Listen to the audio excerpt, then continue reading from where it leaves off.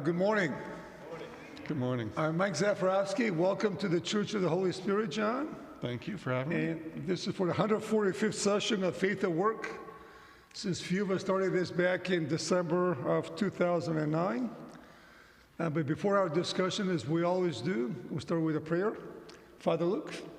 Welcome, John. We'll pray for our gathering this morning and for John's presence. And we're also going to include in our prayers remembering Rick Priest, who was with Faith at Work early on and just recently entered into his heavenly rest. So, let us pray. Heavenly Father,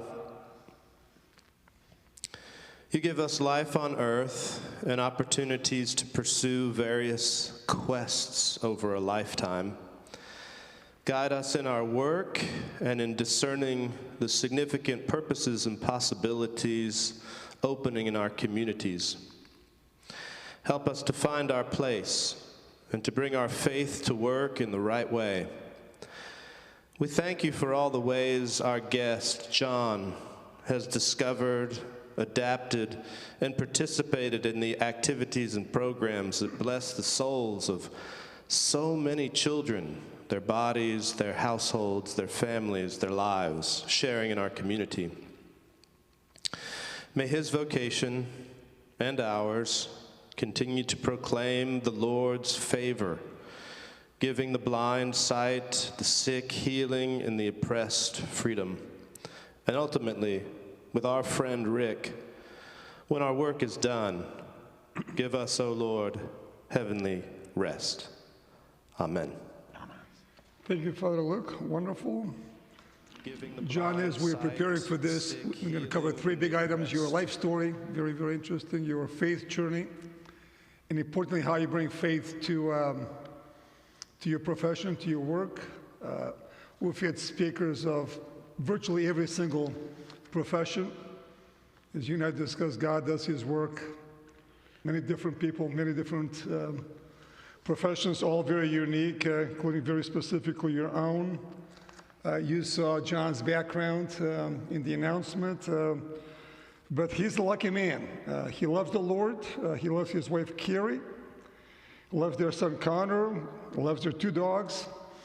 He's a cancer survivor, and he absolutely loves his job. I see many people, different professions, but John told me that he plans to work for many more years, but hopefully in the current position he has, which is as the executive director of Oak Park River Forest Infant Welfare Society. He's going to discuss the profound impact the organization has on families and infants in the surrounding areas. At his prior post as the Senior Director of External Affairs at Equal Hope, he worked to improve health outcomes for African American women in Chicago. Throughout his career, John has also championed human dignity, employment, and independence for people with developmental disabilities. Prior to joining Aspire, John was a commercial real estate broker for several firms, including Cushman & Wakefield.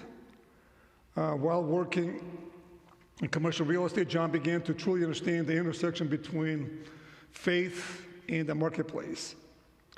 Prior to joining Cushman & Wakefield in 2000, John spent almost 10 years as a senior pastor in the First Congregational Church of Berwyn.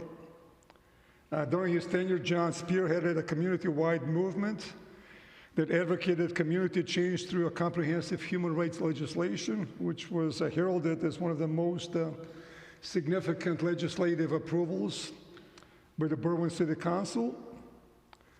And as you saw in the announcement, John's going to reflect how the divorce of his parents, the Bible, his health issues, and a number of other things have really impacted how he views faith, his perceptions of the world, his place in the world, and how they have shaped his personal and professional pursuits. So, John, welcome. It's a pleasure to be here, and actually absolutely an honor. I've gone back and looked at some of the guests that have been here, and Sort of not sure why I'm sitting up here, but grateful for the opportunity to tell my story a little bit. I was born and raised early in my life in Johnstown, Pennsylvania, where my dad ran a school bus company, the McIlwain School Bus Company. In 1947, my dad was doing other work, and the school districts in Johnstown were consolidating. And he said, if I can get one bus on the road, I can build a school bus company out of it. And he went and leased a school bus and just started to drive up and down streets, picking up kids and taking them to school. And ultimately built that into a pretty substantial enterprise. And so Johnstown is a semi-depressed area where, when steel mills were going well, people were in a good place, and when they weren't, they were in a bad place. But my dad was able to make a really substantial living and did remarkable things. But he also was an uneducated man, did not go to college, but really found a way to chart a path and to build something that is in existence today. My nephew, Tim McIlwain, is now running the business and expanding it, so it's kind of fun. I spent those early years, probably from birth to about the age of 8 in Johnstown. There's a little interruption there. My parents' relationship was falling apart. I was too young to kind of notice that, but one morning, at a particular low point in their relationship, my mom woke up and had no plans, did not know what was going to happen, but kind of was trying to figure out what to do. The relationship had really deteriorated, and some friends said to her, "You got to get out of here." And they took her to an airport, not the Johnstown airport, because they thought if my father were to get a sense that she were not home, he would run there. So they drove over to Altoona, Pennsylvania, put her on a plane, and she flew to Atlantic City.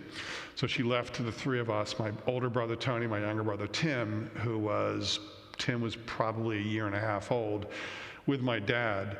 So shortly after that, my dad thought, if the boys are with her, she'll get the sense of family and she'll want to come home. Things will settle down and she'll come back to Johnstown.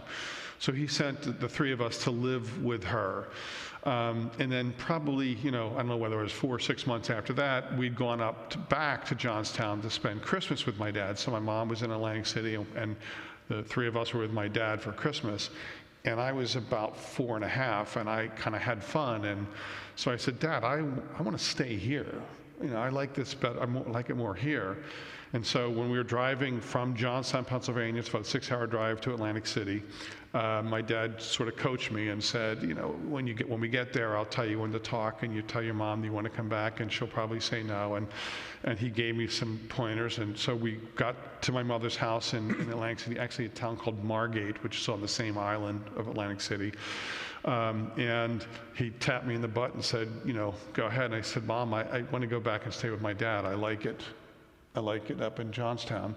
And my mom understandably said no. And I kept saying, "Well, I'd rather be there. I have friends there, et cetera." And my mom ultimately acquiesced and agreed for me to go back for 2 weeks. Said, "You can go back for 2 more weeks and spend some time with your dad." And this is before cell phones were around. And so my mom says to me, in retrospect, she saw the car pull away from the house and said, "I made a mistake." And so she couldn't call my dad. And so my dad drove to Johnstown. I don't remember that ride. I remember the ride going to Atlantic City, but I don't remember going back. She called the next morning and said, "You got to bring Johnny back." And my dad said, "I'm not going to lose all of my kids." And so that started what turned out to be about a 5 or 6 year court battle. Remember, Johnstown is sort of a small place.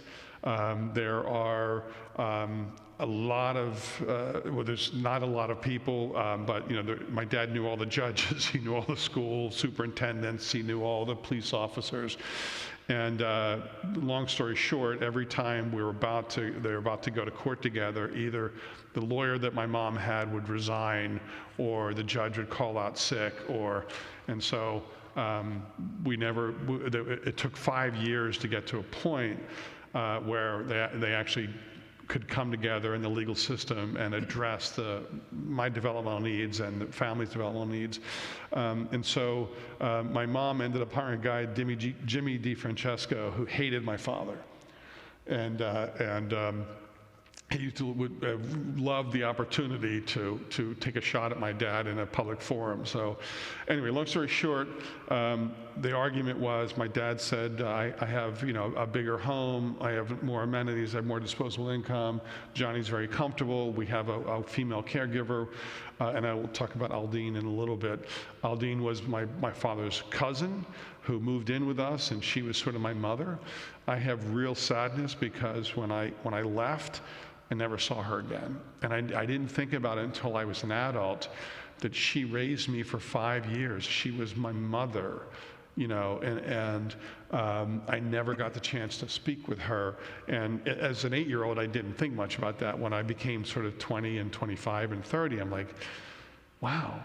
And to think that one day a child is just gone, and the loss that she had to have felt was staggering, and I still grieve that tremendously. But the court battle went on, and my mother's argument was, Johnny needs to grow up with his brothers. He has to know them. They'll be estranged if they don't know each other.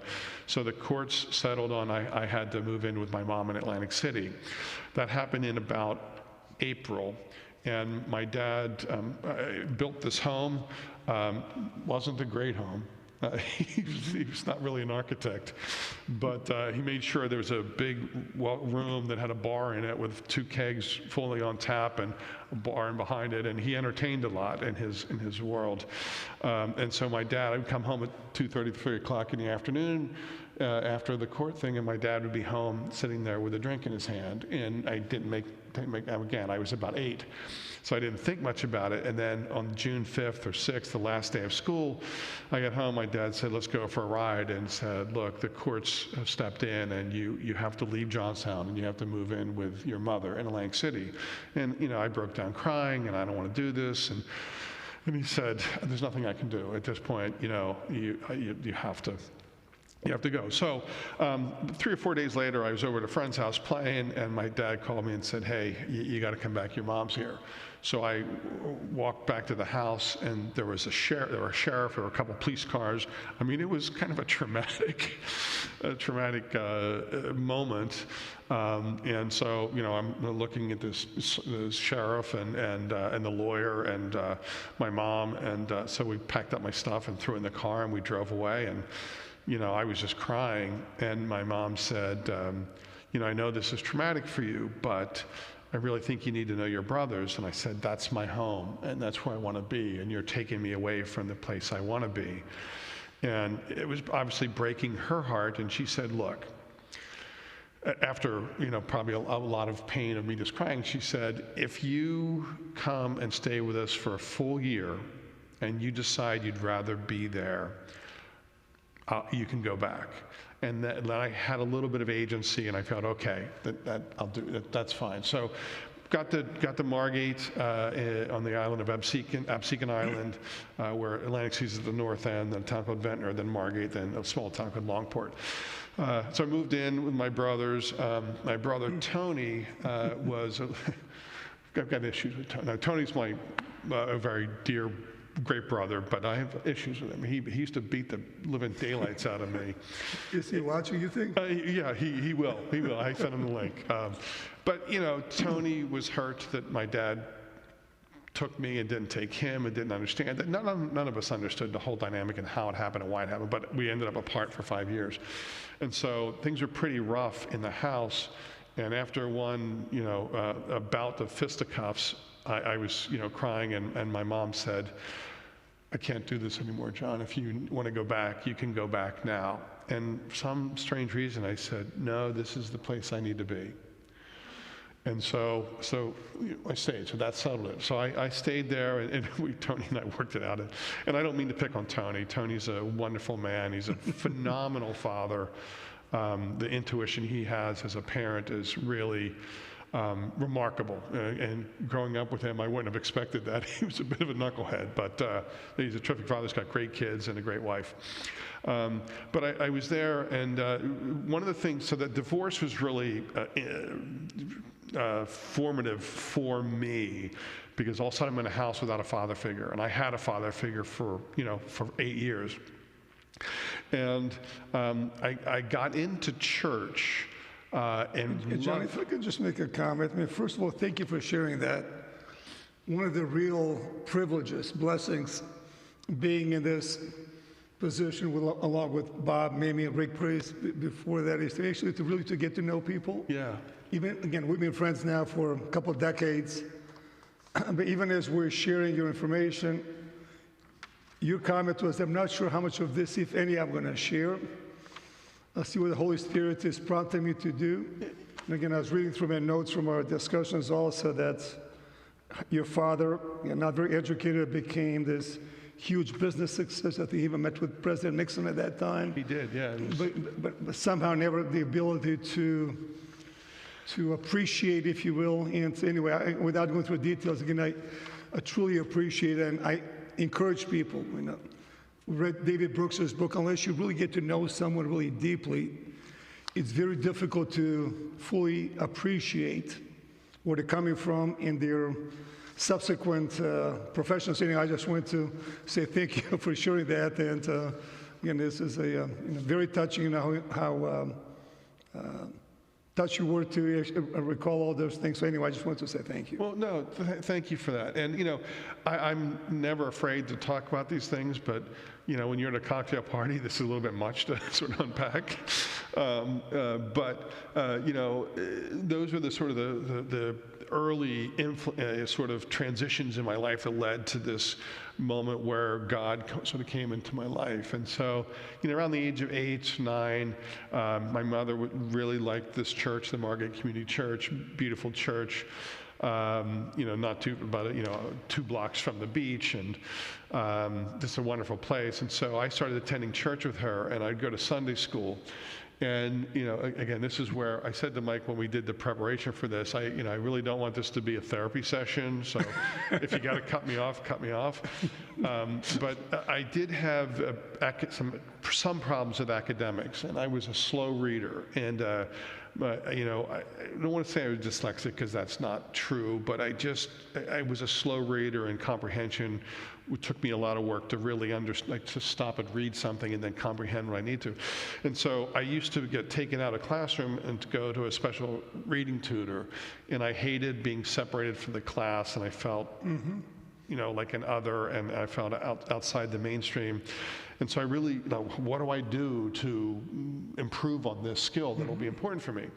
And I had this Sunday school teacher that, God bless her, she had a major influence on my life, but she was nuts.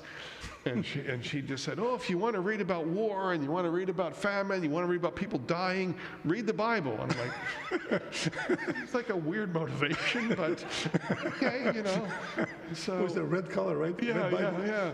And so, I started to read the Bible, and I thought I'll kill 2 birds with 1 stone. I'll work on reading and comprehension, and I'll get this nut off my back, because every Sunday morning I show up and go to Sunday school, and she wants to know if I read about murder. I'm like, okay. But it became kind of a formative moment, and then one of the moments that Every place you walked with, you used to carry the Bible with you? I did. So yeah, I'm getting that. So one of so my mom knew that the Bible was important to me, and I began reading it. So for Christmas, she bought me a leather-bound King James version, red letter, Jesus' words in red, and it had a little leather flap that you could snap it shut, right? So You still have it? I don't. I don't know where it ended up. But so I ended up. And I hesitate to say this, but I was a pretty cool kid. I had a cool group of friends, and here I am. I'm the kid walking around the neighborhood with a Bible under my arm, and honest to God. And so it was a little strange, a little bit awkward. But I read the Bible every day, and so when you pick up a Bible and you don't know anything, and people just say read it because there's war and famine in it, where do you start? Book of John, right? Book of John, right? So, not that I was, self-absorbed or anything, but I was planting the seeds for that. So I read. Good thing it wasn't Revelations. Right. I read the Book of John, and, as we all know, is the predecessor to the Book of Revelations. But then I read the other Synoptic Gospels that Mark, Luke, and Matthew, and I just focused on those, and those were incredibly informative to my values, to my perceptions of the world, to my understanding of my relationship with other people, and all of that. And so I know you come to your serious sort of faith and exploration later in your life and career. Much later, yeah. It was there are two other really crucial influences, but it was one of the top three influences in my life from the age of 8 to the age of 18. I was reading the Bible, do unto others as you do unto yourself. And so all those things really, as I was beginning, to sort of see the world, that my world's not just my home, it's not just my block, it's not just my neighborhood, it's bigger, right? There's people that live down the street, there's people that, have plenty to eat, there's people that don't have enough to eat, there's people that, have had... It was a very racially segregated area too, I think. Yeah. Margate was primarily, it was white. And there may have been one or two people of color, but it was primarily white. But in Lang City, it was a very diverse community, right? And so I ended up migrating to Lang City High School, which was really kind of a melting pot, an economic, a racial. In Margate, the biggest diversity we had, it was about probably 11 to 12,000 residents in Margate. There was a sizable Jewish community for that. So, I grew up with folks who had different faith backgrounds, and that was good for learning a little bit, but it wasn't until I got to the high school that I realized there's a lot of very varying experiences that all lead us to these junctures in our life, and that was crucial for my development, my understanding. The other influences that really had a big impact on me were the civil rights movement. So I was born in 1965, and so I was too young to have marched or even to really sort of follow that in 68, 69, 70. But in 70, my mom left my dad, and in late 70, we ended up with my dad alone, and then 71 went back to my mom's. And so, 71, 72, 73, 74, I was, I wasn't reading about it, but you're just absorbing this from the culture about the African American community and what Martin Luther King stood for, and he was dead at that point, but the ripples of his voice were pretty pronounced across our culture. And I just listened to a lot of that, and that became really formative in shaping my values and my understanding. Mm-hmm. And then the third was culture, the culture that we live in, and mostly it came through music. And so, John Lennon's Imagine just blew me away. And I imagine a world where, people there's no God. People, and there's no God, but going to that. Both extremes, yeah. Yeah, both extremes. And I believe in John Lennon sang in a different song. I don't believe in God. I believe in John and Yoko. Like, okay, let's talk about self-absorption. But like this, imagine a world where it could all be better. Is kind of what I walked away from that, and so I became dead set on making the world a better place. And I don't know what I was, when that all transpired, but I was focused on, I want to spend my life making the world a better place. So fast forward a little bit, at the age of 12, I went through confirmation class, and the pastor in my life, again, I had no father at this point. My mother ended up getting remarried in 1977. But the pastor in my home was Dr. Martin Wisnot.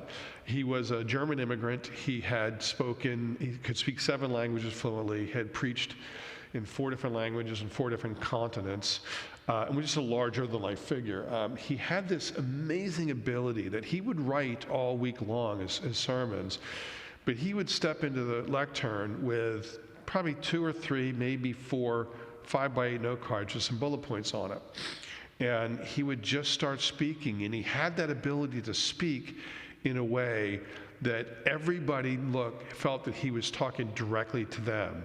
And he had this power that he just was so gifted at communicating in a way that everybody in the congregation felt he was speaking directly to them. And I was 12, and literally I was thinking, I can't stop listening to this guy and learning from him. and I should be spitting spitballs in the lady's hair behind me, in front of me. I should be like, that's what 12-year-olds are doing, And my younger brother's like, Mom, can we go? And I was just like, riveted to this gentleman speaking. And so he was a larger than life figure to me. So What was his name? Martin Wisnott, Dr. Martin Wisnott. That's Yeah. very much of the story, yeah. And he was a character. As I grow older, he was a Big German accent too? big or? German accent, and he drank a little bit, and he was a character. One of the stories that filtered back to me as I became an adult was he was with his girlfriend. He was single, so he was dating a woman. He was in a bar, and some woman didn't like that. And he was in a bar with a drink, and came up and said something snotty to him, and said, "You're not going to make it to heaven if you keep doing that." And his response was, "Well, if you're going to be there, I'd rather not be there." Probably not the most pastoral response. I didn't witness it, but it got back to me. I learned it later in life. But anyway, larger life figure. So going through confirmation class, anytime he asked a question about the Bible, about Scripture, in general, I had the answer because I had been reading it, this Bible for years. And so, on confirmation, all the kids got in front and we stood up. And we kneeled down, and he went down and put his hands on each person's head and said, "This is the Bible verse for this child, and this child is, caregiver." And he put his hand on my head, and he said, "Here's his Bible verse." He said, "I won't be surprised if this kid preaches someday." And then he went on to the next kid, and I was like, is he drinking? I had no idea what he was talking about. It completely never crossed my mind. And so I'm like, I got to ask him about that. And so, I sort of said, "Hey, Doc, what's up with that? Why did you bring that up?" And he said, "Look, I see that you have some pastoral abilities, and why don't we go to breakfast together?" And so I just felt really honored that this larger-than-life father figure for me said, "Let's go talk about it." And he was very honest. He said, "Look, it's an incredibly rewarding life. It's challenging. Here's what I love about it. Here's what I don't love about it. But I think given who you are and your personality, this would be a good avenue for you to pursue." So at the age of 12, I decided I'm going to become a minister. So everything I had... It's a good reminder also is we mentor people with our family, friends, younger people. What we say, how we say it, the profound impact it has on people. Again, this is a perfect example of that. It really is, and just such a deep impact that I literally was just struck when he said, "I won't be surprised if this kid preaches someday." And those were his exact words. And went on to the next kid, and I was like, "What?"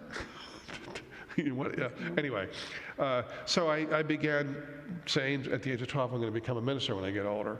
And I grew up a normal life. I grew up in Atlantic City. It's a very different place to grow up, a really weird place. I thought what I was doing at the age of 14, 15, 16, 18 was what everyone did at the age of 14, 16, 18. But it wasn't. It's like growing up in Las Vegas. It's a resort town. The people come in, it's a resort culture. I started drinking about 8th grade. My friends all started drinking about 7th grade. That's really early. That's really early.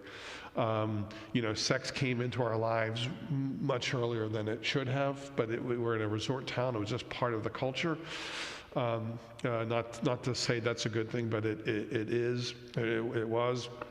And so, I was at 15 years old one day, and I was walking home. I was on the boardwalk in Atlantic City, and I was walking to go get to a place where I could go up to Atlantic Avenue and catch a bus, and a prostitute accosted me. She kind of, said, "Hey, you want to party, young man?" And it's a lot to process as a 15-year-old. So there were some influences that was like, a lot to absorb, and I wouldn't change it for the world. I met some of the greatest friends I have in my life. Were my friends from high school. Two of them, or several of them, I stay in close contact with. Two of them I've talked to 4, 5, 6 times a year. They come to visit me. I go to visit them. So it was really a profound time and place in my life. Then I went to college, and that's when I realized, Rutgers, is that where I you went to went? Rutgers, yeah. And I again, a formative moment in my life. This was the time when the laws in Atlantic City, laws in New Jersey changed. The drinking laws, they moved from 18 to 21. So at 18, you could drink, and all of a sudden, it was illegal. You couldn't drink till 21. And Rutgers was worried. They were losing some top students, in-state students, to out-of-state schools. And so they decided to put on this campaign to attract and keep top students in the state and come to Rutgers. So I competed. I was chosen by my high school as I ended up graduating 9th in my graduating class. Wow, congrats. Yeah, thank you.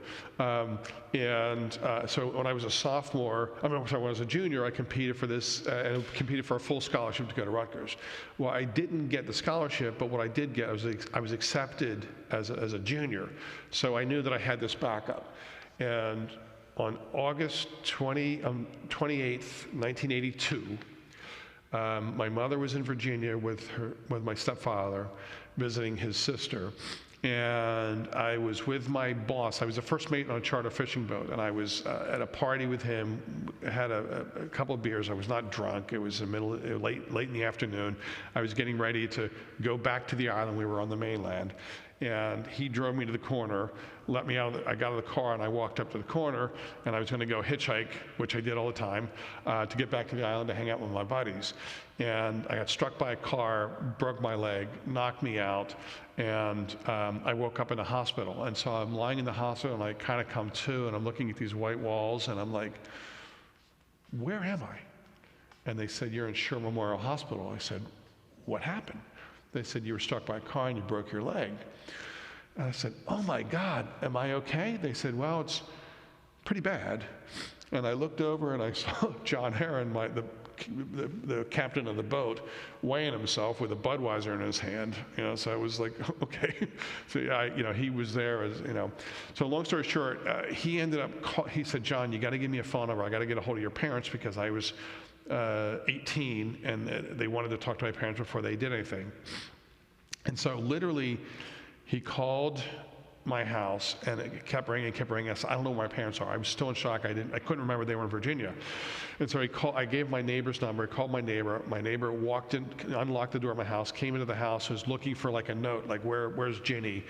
And the phone rang, and he answered it. It was my mom saying, hey, Bob, how's John? How are the boys? And Bob said, look, you got to call Sher Memorial Hospital. Johnny's been in a car accident, broke his leg really badly. You got to give them approval to work on him. So my mom called the hospital, gave them approval, and then she and my stepfather got in a car, and they came up, and they got there first thing the next morning, because there was a ferry involved they had to wait for. So that was really kind of disruptive. So my senior year in high school, I did not go to high school. I sat in a lazy boy recliner, my legs up, and I had tutors come to the school. And I was in a cast. The cast did not work, so I had to have surgery. And they put what's called a Hoffman apparatus on my leg, because it was an unstable fracture. So if you see people who have broken necks and they have pins in their head and they have a halo with like a vest harness that keeps their neck straight, well, I had that in my leg. And they didn't want me to go to school because of infection. The needles, the pins go through your leg and all that. So anyway, I was at home getting tutored.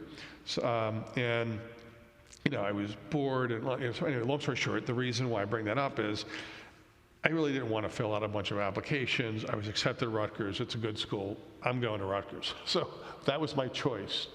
That's how I made my decision to go to Rutgers. Probably not the best way. I think I would have thrived more in a smaller school with a little more attention, but I had 40,000 other freshmen or something like that. So, but went to Rutgers, and all of a sudden I realized, man, these guys did not go through what I went through. They didn't have the same experiences. Like for the first time, people were on their own and they started drinking, could not handle themselves. And given the culture that I was in Atlantic City, again, I don't want this to be the main thing you walk away from, but when we would drink together as friends, we would ridicule people who were stupid and silly. And so you just learned how to not be stupid and silly. And so I could hide the fact that, I was inebriated. So I get to college and my roommate was silly and stupid and people down the hall would throw up and it was like, I really had, my experience was much more progressive than it should have been. So that was kind of an eye-opener to me. I said going into college I want to be a minister. I did not want to study theology in college because I was going to go to seminary. So I studied English, literature, and psychology. I ended up double majoring in both. And that led me to, once I graduated, I went to Chicago Theological Seminary. So that's how I got here. People would ask me, how'd you choose Chicago Theological Seminary? And I had said, well, I threw a dart at a map and it landed in Chicago. It's not exactly what happened, but I started looking at graduate schools, looking at seminaries, and I realized I took a step back and I was really interested in Union Seminary in New York City, Chicago Theological Seminary in Chicago, and San Francisco Seminary in San Francisco. Big urban areas, all three. And I said, all right, let's just step back. I need to be in a big urban area. That's what I want. Margate was a beach town. It was small. I want to be in a big urban area. So I chose to come to Chicago because I was always my big brother's little brother. People knew me, oh, that's Tony's little brother. And I was Ginny's son because my mom was a guidance counselor in the high school. And I wanted to go somewhere where I didn't know anybody and start my life fresh. And so, funny story, when I left for college, my mom and my stepfather said, look, you don't want us to drive you. You have a car. You'll want us to be there to empty the car out. But as soon as you empty the car out, you're going to want to go hang out. So we're not going to drive you. You can drive yourself. And I understand that logic, and they were, for the most part, right. I did feel a little out of place when everyone else had their parents and their little brothers carrying stuff, and I was by myself. But it was a hassle for them. And anyway, so my mom woke everybody up at 5 o'clock in the morning. The whole family woke up, and my stepfather was a bartender, so he got probably 2 or 3 hours of sleep. Woke up, and she made a big breakfast for me. As I was getting ready to leave, went to the door, and I went to hug my mom and tell her I love her, and she was crying. And being the snot-nosed 18-year-old that I was, I'm like, oh, isn't that cute? Mom's crying because her boy's going off to college, right? And so in my mind, I wasn't leaving home. I was just going to college, right? This was still my home. And so I knew emotionally I had this grounding there. Fast forward 4 years later, I'm getting ready to go drive across the country to Chicago Theological Seminary. I've got a U-Haul out front of my house. My parents were in the front of the house planting flowers, and I'm standing on the sidewalk, and I'm an emotional wreck because I know emotionally I'm driving away and I'm never coming back. This part of my life is over. I will never return home again. And I was an emotional wreck. I said, all right, I'm leaving. And they go, yeah, drive safely. Let us know when you get there. And they kept planting flowers. And I drove away, and I was bawling. And I got to the stop sign. And I went, you brat. 4 years ago, your mother was crying, and you belittled her in your head, like she's been through this. She's processed this. She's fine. You're the one who's coming to terms with growing up and moving on. But I knew when I left that I was never coming home again. Wow. Yeah. So what happened as you went through the process becoming a pastor and in the following 10 years? Great experience, and in a lot of ways, I actually went to seminary with Jesse Jackson Jr. He did not do an MDiv, which is what you need, a 3-year degree for preaching, for getting ordained. He did a Master's of Arts. He and I were classmates for a while. Did you get to know him? A little bit, yeah, a little bit. I haven't had any contact with him since then. I did bump into his brother Jonathan once and explain how I knew him, and we kind of chuckle, and he said he would say hello, but that was the extent of it. But seminary was a transformational moment for me. How many years is it? 3. It was 3. I got into... Did you live on campus? I lived on campus. You know, the seminary had dorm rooms, and then they owned the McGifford Hall, which was adjacent, which was an apartment building, a small apartment building. And I wanted to have an apartment. I left home. I didn't want to be in a dorm room. I wanted to have an apartment with a bathroom en suite. So I lived in an apartment, and I got a chance to kind of really begin to experience people from all walks of life. And so, here I am with, people of color who've come through really different experiences than I had, and people that, LGBTQ folks who were starting to become a minister. A really weird experience that happened. One of the students, I can't remember his name, but we were telling our life story, and I said something about growing up in Katanning, and he said, he told his story, and he was just at a church in Katanning, and I said, Katanning, that's where my dad was born and raised, and I said, do you know any McIlwains? He goes, oh yeah, I know John, I know Denny, I know. Yeah. So he was a pastor of the church where all my uncles and cousins were at. So here I am in Chicago in seminary meeting a guy in a class of probably 10 that, in that particular classroom, and here he knows my extended family. So yeah, it was interesting. I ended up leaving seminary. I was there for a year. I left for a year to sort out some of the cobwebs. I mean, again, I was pretty young coming right from college. And I left and I went and I worked for a while at First Chicago or NBD, was there for a while. Then I decided to come back to seminary, so I came back into seminary. And then after the second year was completed, I left for another year to do an internship in LeSueur, Minnesota. So at this point, I always wanted to do this when I was younger. Again, music was a major influence on my life. I wanted to grow long hair, so I grew this really long hair. I had a ponytail. I mean, I'll show you pictures someday. Yeah. Where was I going with that? As you're going through the process of becoming a pastor. Yeah, so I left again I knew I was an urban person. Here I am with really long hair and a ponytail, and I said I want to go to like a rural community, like a farming community, because I'm never going to live there. That's not what I like. But I certainly can learn from those people and those culture, and so I moved to LeSueur, Minnesota, and I was the associate pastor of the church as an intern. And when I got there, that was just fascinating. I remember very distinctly, and I say this with real pride, and it was such a great honor, riding on a bale of hay one Sunday afternoon with a bunch of kids going through a cornfield and thinking, this is my life, and I have all these buddies who are back in New York getting ready to go jump on the train tomorrow morning and grind it out. And this is what I get to do with my life. And so it was it was a pretty great experience. Then I came back to seminary after that year, finished up. So it was my 3-year academic career took 5 years to get through. I was called to the church in Berwyn. A little background story around that. You mentioned the human rights piece.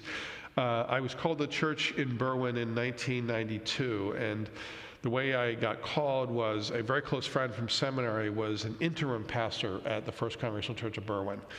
And she said, John, I'm going to go preach my candidacy sermon somewhere else, and would you do pulpit supply for me? Would you fill the pulpit while I'm gone?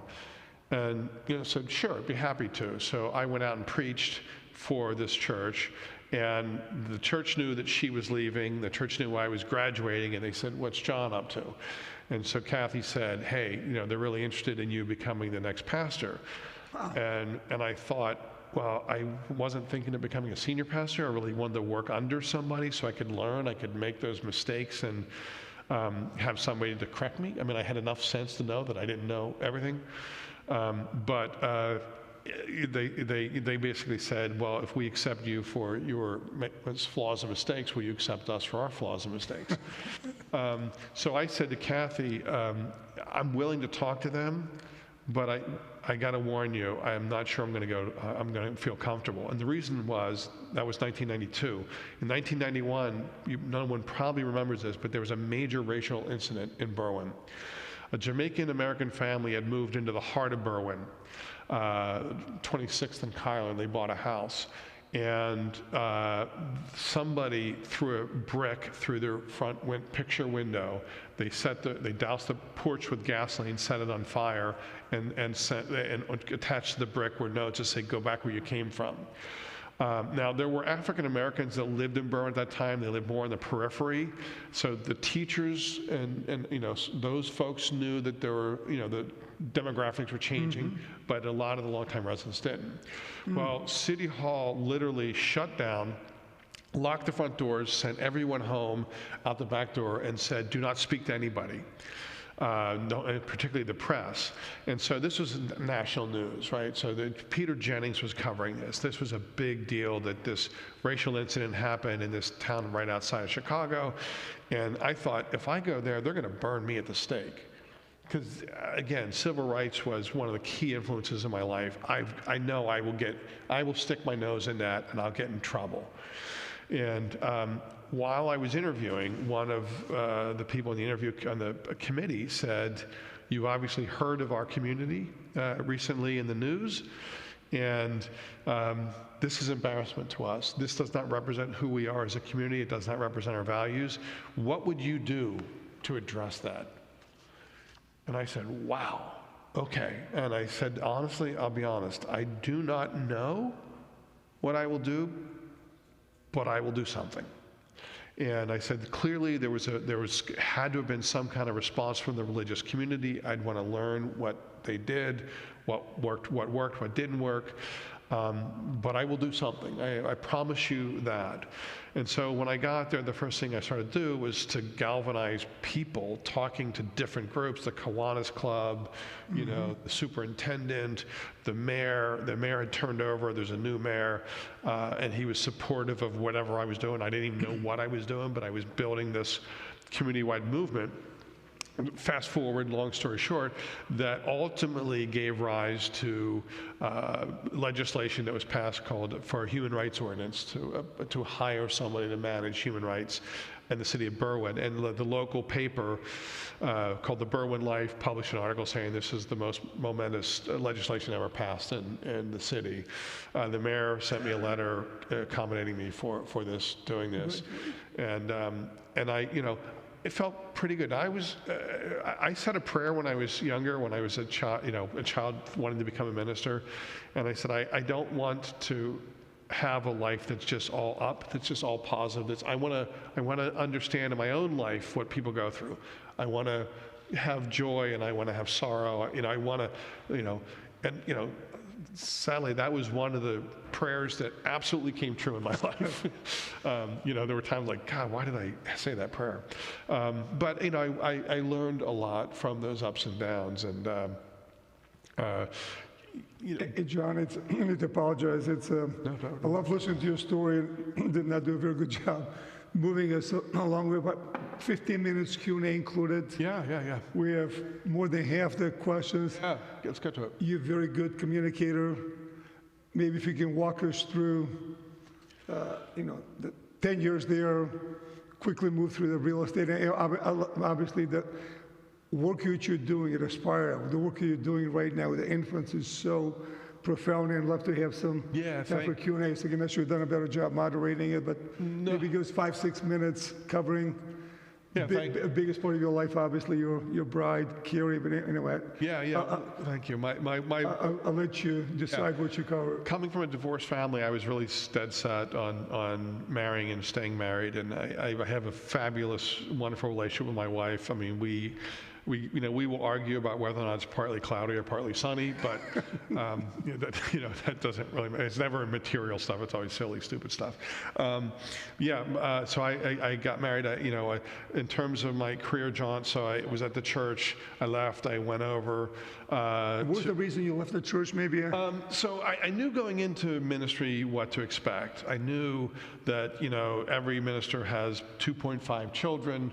They dress well. They drive a nice car. They don't ask for raises, all those things. And what I just didn't know, and there's 24/7, and there's a lot of pressure on you. In terms of your time and your attention. But what I didn't know is who I was going to marry. And I just thought that I would marry somebody with a 9-to-5 job, and we would eke out a modest life. It turns out I met my wife, Carrie, who was a rising star in the advertising world. She was in New York, rose up the ranks at Y&R New York, came to Chicago. She was a New York employee working in the Chicago office. She ended up taking over as the CEO of the Chicago office of advertising in the advertising world. And she's brilliant. Yeah, she is brilliant. Yeah, she's a ton of fun, as I think Robin, you and Mike know, and we have a lot of fun together. But brilliant mind, and we got married. But so I was thinking I was going to marry somebody like kind of quiet and And here I married somebody who was competing for attention as much as I was, right?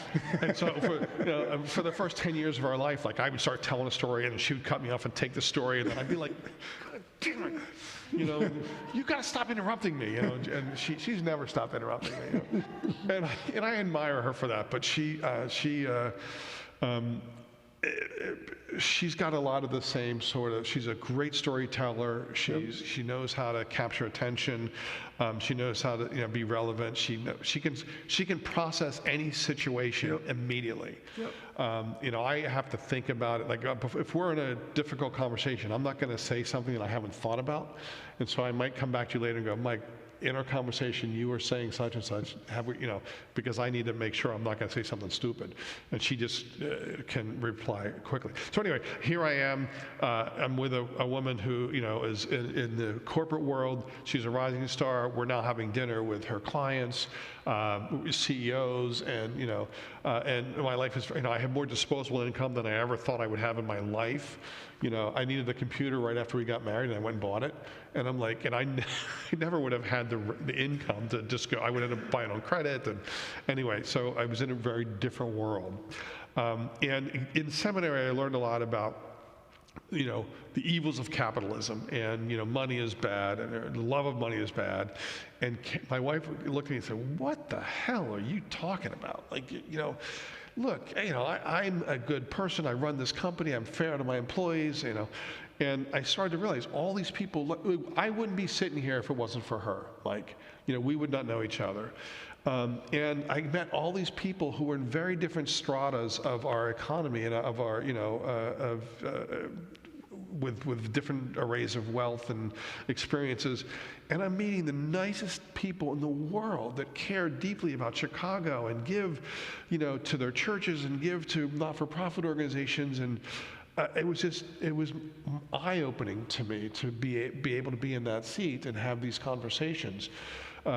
Some similarity in growing in the communism world and try to, but maybe fast forward. And again, what I love is your passion of giving back. Yeah. What it's Aspire or the health, maybe just tell people the profound. Let me get to that, because work that you're doing. I do really want to cover that. So I've always been committed to serving those who need help. Yep. Those who live in under-resourced households in one way or another. And so I went to Aspire, which was an organization that worked on improving people with IDD, intellectual and developmental disabilities.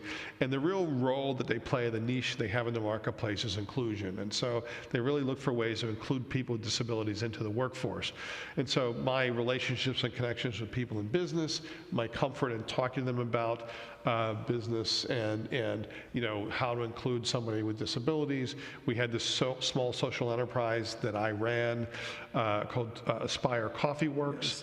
Yeah, and so we actually roasted and branded Metropolis coffee under our logo sold it under our logo, and we employed people with disabilities. And so they would package and label and ship all this coffee. And so companies would buy Aspire coffee and have signs up, talking about the mission of Aspire. But that got me kind of into the healthcare space. I went over to Equal Hope. Equal Hope was the predecessor name was the Metropolitan Chicago Breast Cancer Task Force, and there's data that emerged in 2006 and 2007 that showed that African American women in Chicago diagnosed with breast cancer were 62% more likely to die from their diagnosis than white women. And so there was Rush had. The Rush's data was presented to the trustees. The trustees said, we've been doing charity work for decades, and it's not only has it not gotten better, it's gotten worse. Yeah. And so they said, we got to do something different. So they created this independent task force, the Metropolitan Chicago Breast Cancer Task Force, to study the healthcare marketplace, to identify the barriers to better outcomes, and then to introduce disruptions to get to better outcomes. 10 years later, they had seen a dramatic drop in mortality or rise in survivorship. And so this model really worked. They rebranded right before I came on board. The founder of the organization, Dr. David Ansel, is a close friend and neighbor, and he asked me to come on board. When they got to the point where they needed a fundraiser, the executive director couldn't do it all. And so I joined them and was with them for 5-6 years, and you were generously a supporter of their mission. That got me into the healthcare space, and then this golden opportunity came my way, and I cannot tell you, I just shared with Mimi, one of our guests here today, that people ask me, how's it going at the Infant Welfare Society? And my typical response is, well, if I was doing any better and I felt any more supported and any more encouraged, I'd have to explain to my wife what I was up to during the day, because she wouldn't believe it. I came to talk at your place, and I've never seen a more energized workplace. I mean, the passion for the families, for the young infants was just remarkable. Thank you. Thank you. Yep. So the Oak Park River Forest Infant Welfare Society is a health clinic that provides oral health care, primary care, and behavioral health care wraparound services. And so every child that comes in gets surveyed, and we identify if they have some stressors or some other obstacles or potential barriers in their lives that they might need additional resources. And I have a wonderful social worker, Yahira, who makes sure they get connected to those resources. Since I've taken over, we've seen the past 5 months, we've seen anywhere from a 49% to 87% growth on our primary care business. So we're really excited about that. I have implemented a lot of changes along with an outstanding clinic director who has really been helpful. But we made a lot of changes to the culture there to try to get to a better place. But it's just, I have never felt more energized, more excited, more grateful. I've been there a year and a half now, and the bloom is off the rose, the rubber's on the road. There's some people that disagree with my vision for the future, and that's healthy, that's important, and that's necessary, right? The honeymoon is never really real. It feels good when everyone loves you and they say, "Oh, we love what you're talking about." But now they're going, "Yeah, why are we doing this now? Does this make all this sense?" So I'm in a good place with regards to that. So last question, we may run just a couple of minutes extra, but last question for me is that how would you define your personal relationship with God? And then again, we'll take a couple of questions from the group. Very quickly, everyone's personal relationship obviously is personal, it's unique, and it's specific to them.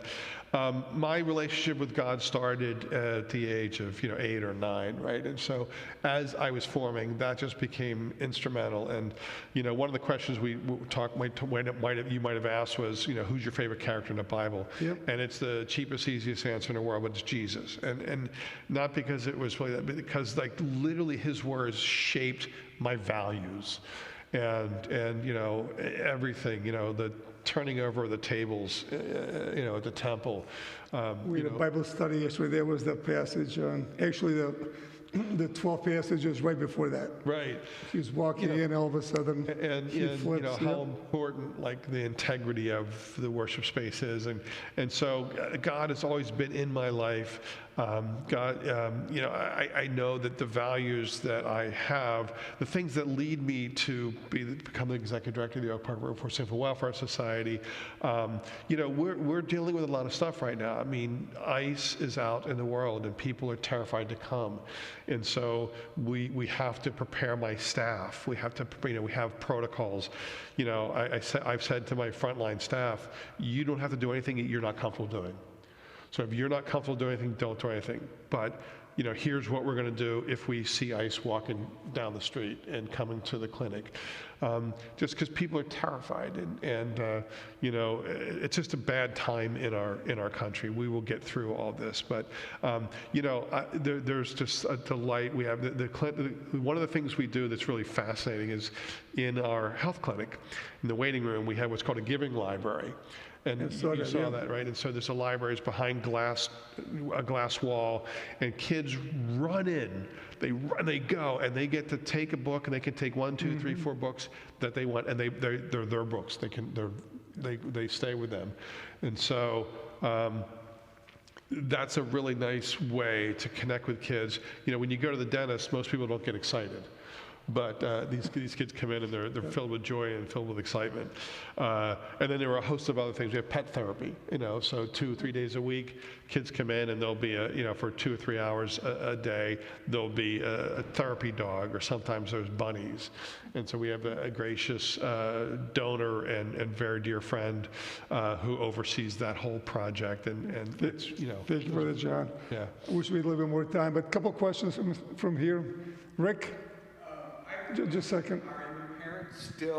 Are your parents still with you? No. And how would you characterize your relationship with Mom and Dad now? Oh, fantastic question. No, all my parents are deceased now. My dad died in 2001, October, right after 9/11, and he never got remarried. And I had a contentious relationship with my father for a lot of my life, and we had the narrative in our family that my mom was the saint and my dad was not the saint, right? And he was the cause of all the problems. And as I've become an adult and I've grown older, and I'm a parent now, and my son's 30, but I began to see things a little differently. And my wife was really helpful in my emotional growth. I mean, she said to me, there's something wrong with this narrative, because it's never one person's fault. Yeah. It's never. It's 2 people are involved. So my mother is now deceased. Her end of her life was really tumultuous in terms of the family dynamic, and so I'm still processing all of that. My stepfather died before her, so he went. But what I would say to you is I have a much different understanding of sort of their role in my life, and I wish I had one more opportunity to have a conversation with my father. A small little story, apropos to nothing. My son at one point in his life really wanted to get a tattoo, and he decided he wanted all of us, my wife and myself, to get tattoos as well. So we said, okay, when you turn 18, we can do that. But let's be smart. Someday you may not want this, and you don't want, to interrupt, getting a job, not be able to get a job because of it. So I said, Connor, get a tattoo where you can hide it, and get something that's meaningful to you. Don't get somebody's name, or don't. So he got our address on the outside of his heel, because our home, he's an only child, all of his friends came to, so he got 1046 on his foot.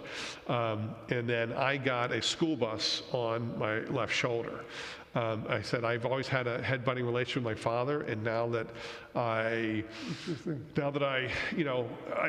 wish I could have one more conversation to thank him for what he did. I mean, he accomplished a lot. He, fed a lot of people. A lot of people had jobs, and he paid taxes, and had a pretty remarkable life. He was invited to President Nixon's inauguration because he part of the Republican Party in Western Pennsylvania, and they brought him to D.C. for the inauguration. So it's been, that's changed as I have gotten older. And my wife was really good to say, you're only here, you're listening to one part of the story.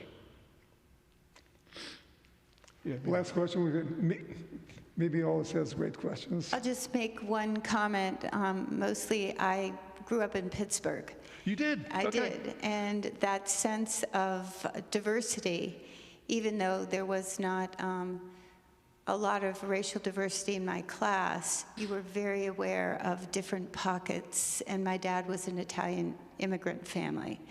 So I see in you a great sense of acceptance about what diversity means, and not just in terms of racial diversity, but in terms of understanding people. Right. So hearing your family story helps me to think more about that, and I thank you. Oh, thank you. That's very kind. So no question. Okay, thank you, Mimi. We always finish with a prayer, but thank you for coming. Thank you for sharing your story with us, all right? This is an honor and a privilege. I'm so grateful to be here, and thank you, Mike, for inviting me. I've known you for many years, and always amazing how much more we learn if we Yeah. just sit back and listen. Thank you. Yeah. Okay, Father, look, yep. Who art in heaven, hallowed be thy name.